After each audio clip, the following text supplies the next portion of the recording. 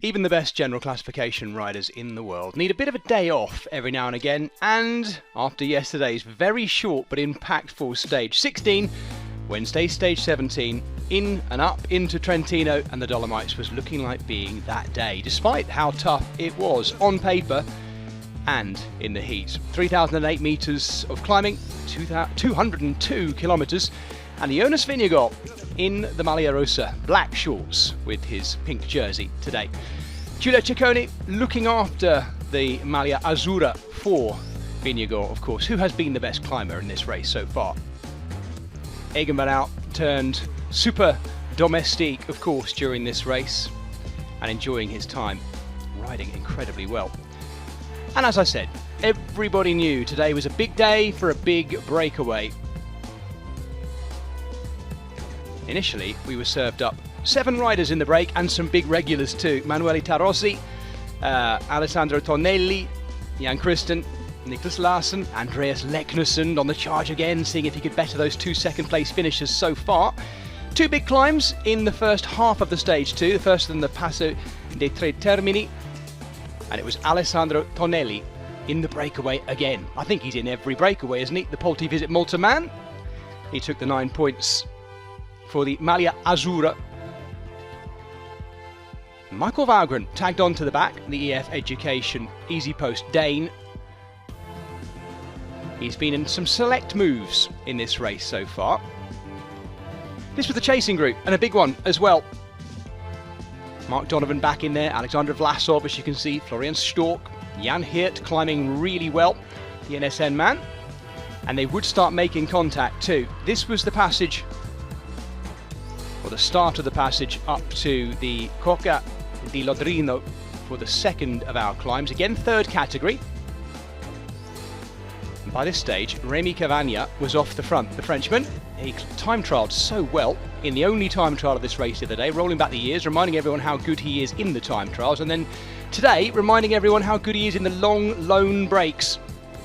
Giulio Ciccone was making sure of as many mountains points as he could take. There were 4 there that he took on the day, sitting in second place, of course, in the Maglia Azzurra competition for the mountains.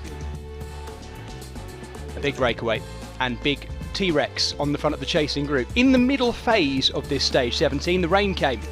Not a great problem for Jonas Vingegaard, never seems to be actually, in the cold and the wet.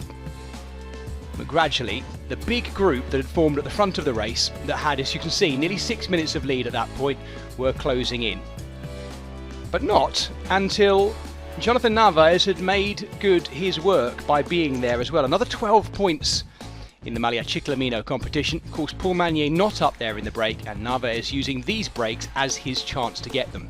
Then started the climbing as well, as they were working their way deeper and deeper into the Dolomites. We were losing riders from that big leading group too.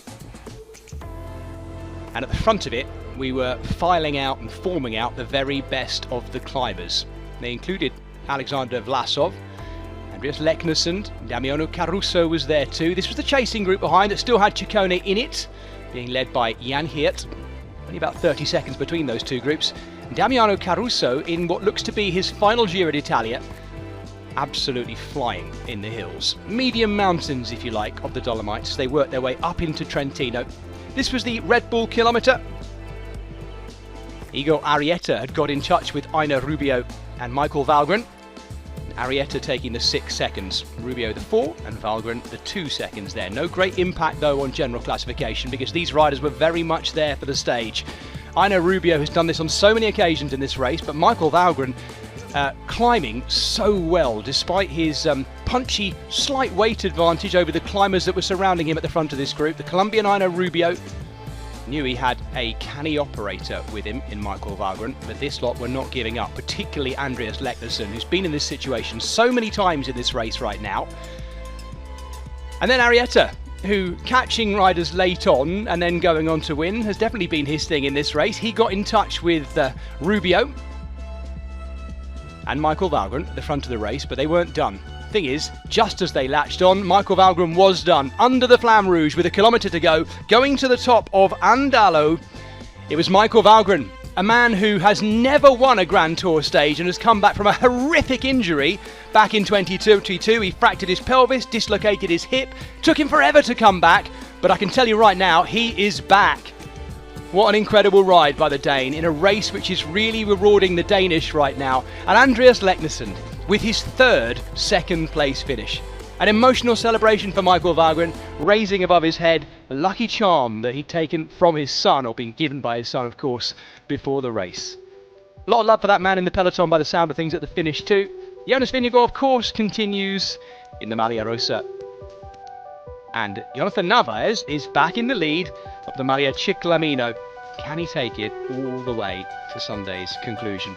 Jonas Vingegaard still the best climber in the race. It'll be Giulio Ciccone, of course, who wears the Maglia Azzurra tomorrow.